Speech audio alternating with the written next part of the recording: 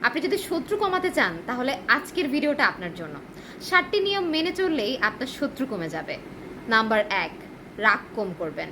দেখবেন আপনি রাগ যারা কম করে, যারা কম কথা বলে, তাদের কিন্তু শত্রু অনেক কম। নাম্বার 2, আপনার যা আছে তার থেকে অনেক কম দেখাবেন। এতে করে আপনার শত্রু হওয়ার সম্ভাবনা অনেক কমে যাবে। নাম্বার 3, উচিত কথা কম বলা। আপনি মনে করেন কারো একটা ভুল ধরে দিলেন বা একটা উচিত কথা বললেন, যখনই আপনি উচিত কথা বললেন লোকটি কিন্তু আপনার শত্রু হয়ে গেল। সো উচিত কথা না বলে মানুষের প্রশংসা করতে শিখুন। নাম্বার 4, মানুষের সাথে অযথা তর্ক করতে যাবেন না।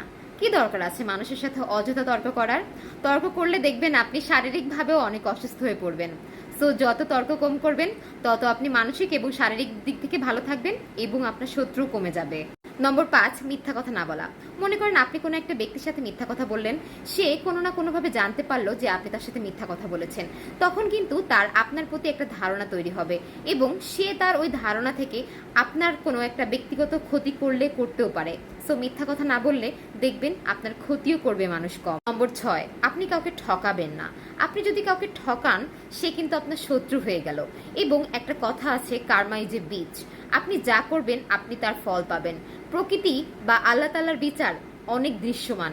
সো আপনি কখনো কাউকে ঠকাবেন না। আপনি যদি কাউকে ঠকান সে কিন্তু আপনার শত্রু হয়ে গেল এবং সে কিন্তু আপনার ক্ষতিও করতে পারে। এবং সর্বশেষ নম্বর 7, কখনো অহংকার করবেন না। অহংকারকারীকে আমাদের মহান আল্লাহ তাআলাই পছন্দ করেন না।